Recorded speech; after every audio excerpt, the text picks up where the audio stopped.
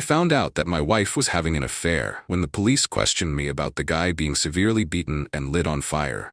Apparently, he's barely clinging to life. Sucks for him, but my world is upside down.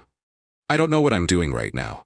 I don't know if this is the right sub or even if I should be posting this, but I don't have a clear mind right now, and I'm here to ask for some direction. I've been married to my wife for 12 years. We have an amazing 11-year-old son. Until last night, I thought we had a good marriage. I thought I was always really good to her. We have no money problems, no intimacy problems, and I have never taken her for granted. I honestly wake up every morning and thank God she is my wife. Now I don't know what to think. I got a call from my local police department as I was getting off work yesterday. They asked if I could come to the police station as soon as possible. I panicked. I asked if something had happened to my wife or son, but they said not to worry, just get to the station ASAP. When I got there, they put me in a room with a table and some chairs. They asked me my name, which I gave. Then they started asking all these questions about a guy my wife works with.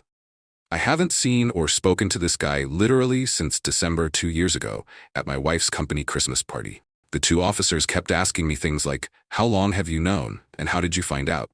The only answer I could give was, "What are you talking about?"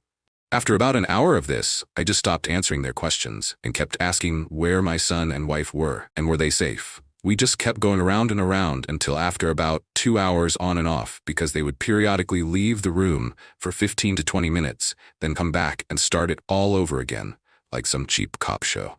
The last time they came in, the cop handed me a tablet and showed me a video of my wife and the guy from her work screwing.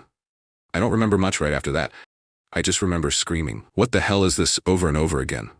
I had a full-blown panic attack right there in the middle of the police station.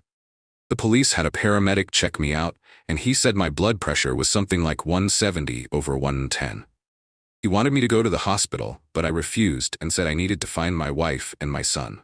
After I calmed down, the officers explained that the guy in the video had been having an affair with my wife, and apparently several other women. He had been found that morning in his driveway, beaten, raped, and set on fire. He was still alive but in critical condition, and they didn't know if he would make it. His wife had given them permission to go through his phone and computer, and that's where they found the video of my wife. They asked me where I was that morning, and I told them the gym, then work about 10 minutes from my gym. At that point, they said I could go, but that I might not want to stay at my house because they didn't know if his affair with my wife could be why he was attacked. They also said my wife wasn't the only person he was having an affair with. That's when I rushed home. My son was staying with our neighbors, so I got him and went home. We packed some clothes and his laptop for school. I grabbed my human hole puncher and we headed to my parents' house 45 minutes away. I still haven't heard from my wife. Her phone is going straight to voicemail. I've called the officer who gave me his card, and he said she is at the hospital with the guy she's been cheating with. I am sitting here in bed with my son on one side of me and my pew-pew on the other. My dad is sleeping in his chair in the living room with a boomstick across his lap, and I've not slept in over 30 hours. I don't even know where to start. Anything would be helpful right now, any advice or ideas. I am in a fog. Update 1. My original post was removed, but a lot of people messaged me and asked for an update. I thought I would fill everyone in on what has happened this week, because the replies I got helped me so much. I really feel like I owe this community a big thank you for helping me get my head on straight and pointing me in the right direction to get everything done as fast as possible. For those people who said my post was fake, my only reply is I wish, from the bottom of my heart, it was. Sometimes, the truth is stranger than fiction. For those who said they couldn't find a news story, apparently due to the nature of the attack, a lot of information was withheld. Even our local news outlets only reported it as an assault, and it was nothing more than a blurb on our nightly news. For those who implied or directly stated the police wouldn't do that, you are 100% wrong, because they did. I found out from my lawyer that police can literally do or say anything they want, especially if you aren't under arrest, short of direct threats of harm. That includes lying directly to your face, which they did. It turns out my wife wasn't at the hospital with her lover when I contacted the detective. She had been admitted to that hospital's psychiatric facility much earlier in the day while he was still in surgery. I don't know why they would lie about that, but they did. Needless to say, this situation has caused me to become very suspicious of law enforcement. After I woke up that afternoon, I contacted my uncle's law partner, who is a family friend. He actually came to my parents' house and sat down with me to go over my options. His entire law firm is now representing me, both in the divorce and criminal defense.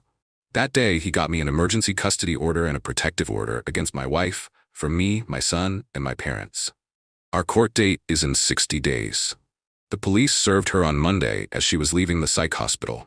According to her brother, who is a close personal friend of mine, she did not take it well. She is staying with her parents for the time being. I still haven't talked to her, and she hasn't made any attempt to speak to me either. Whether that's due to shame, indifference, or the order of protection, I don't know. But I'm glad of it all the same. My wife is not the person I thought she was, and I'm ashamed of myself for not seeing it sooner. I had to tell my son something, so I decided to tell him the truth, age appropriate. And literally, the first words out of his mouth was, "Please don't let mommy take me away." I asked him why he would say that, and from what he tells me, my wife has been treating him very badly when I wasn't around, and told him, if he told me she would take him away and my son would never see me again. She has been emotionally torturing our son, and I was too blind to see it. That wrecked me more than the video, to be honest. I told the lawyer about what my son said, and he used my son's statement and her mental state and commitment to get the emergency custody. I have contacted his school for therapy resources, and he will start therapy. I feel like the worst father to ever walk the face of the earth at this point. As for our families, her parents contacted me Tuesday and asked to come see us. I was still at my parents' at the time, and I told them they could come, but she was not allowed anywhere near us. They agreed. They were so apologetic, and her poor mother didn't stop crying the entire time she was with us. Her father was heartbroken and kept referring to my wife as that girl. They both said they felt like something was going on with her, and they did not raise her to be this way. We hugged and cried before they left, and I told them they will always be a part of our lives, no matter what happens with the divorce. After what my son told me, their visit was the hardest part of our whole ordeal. My lawyers have been doing amazing work so far. They found out that the man my wife was sleeping with has a long criminal record.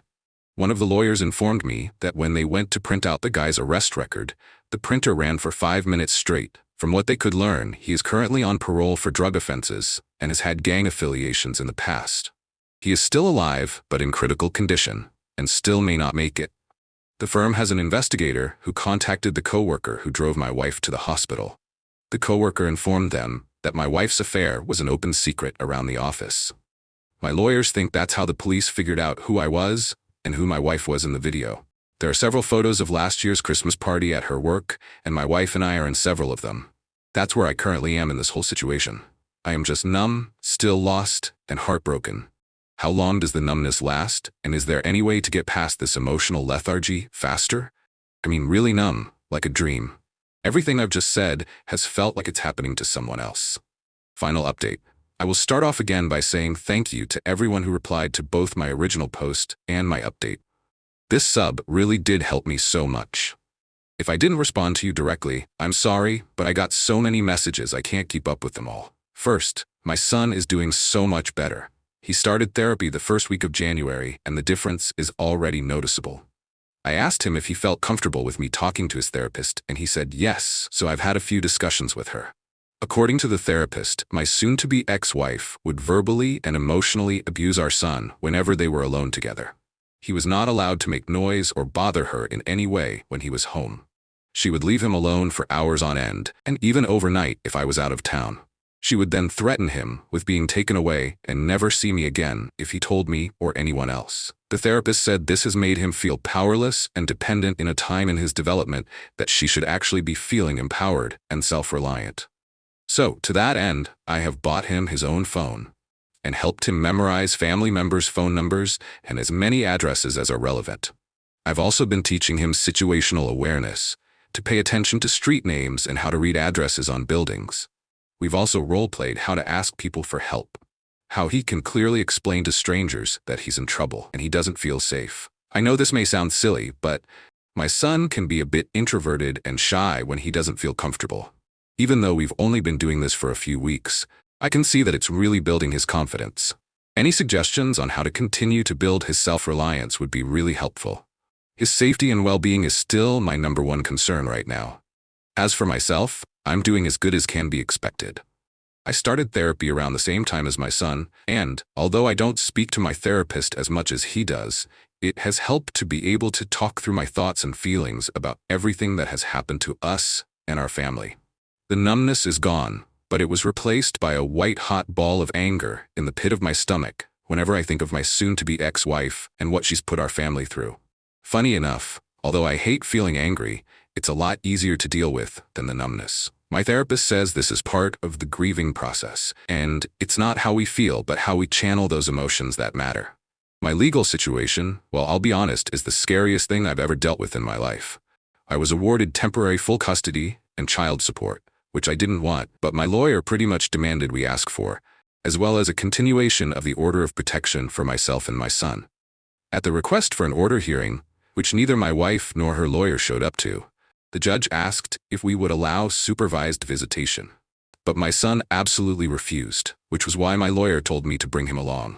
The judge asked my son if he would speak to him alone, and he agreed. The judge, stenographer, and a child welfare officer went into chambers with my son and met for about 10 minutes. After their meeting, the judge granted the temp orders and ordered therapy and psychological evaluation for my son. Luckily, the therapist he is seeing is somehow involved with or accredited to work with the courts, so he doesn't have to see another therapist. My lawyer said this is a good thing because it means his therapist can give a recommendation for custody. But it still scares the hell out of me that she could get some form of custody after what she put him through. As for the affair partner, I don't know much. From what my lawyers have gathered, he's alive but still in the hospital. I haven't heard from the police since my initial interview, so nothing new to report there. As for my soon-to-be ex-wife, I still hadn't seen her since the day I was questioned until Thursday. She has attempted to call me a few times, but I haven't answered, and when she called from another number, I hung up immediately. I have nothing to say to her, and I don't want to hear anything she has to say to me. Her lawyer requested a preliminary hearing for our court-appointed mediation. She was served the second week of January. She was there with her lawyer, and I know this will sound petty, but she looked bad. My ex was always an attractive and athletic woman. I swear in our wedding photos, she looks like a supermodel, but now, well, she's lost so much weight, it's disturbing. She looked sick and frail. She didn't even look at me. She just sat with her face down through most of the meeting. Long story short, everything they asked for was ridiculous. They wanted visitation during the divorce proceedings and shared custody after. They want us to drop the orders of protection. She wants to cohabitate until the divorce is finalized. I'm not joking. After all this, she wants to live in the same house. It was so insulting that my head throbbed through the whole meeting. But it was all worth it for the big reveal we gave to her lawyer. Her lawyer asked how we should handle discovery for the division of assets, to which my lawyer got this shocked look on his face and said, "What division of assets? Read the prenup." The look on her lawyer's face was priceless. She hadn't told her lawyer about the prenup. My late uncle, who was the founding partner of the law firm I use, wrote that prenup and actually hired her a lawyer to look over it for her before we married. According to my lawyer, it's a thing of beauty, because we never mixed finances per my uncle's instructions. The house we live in was a gift to me from my uncle before we married.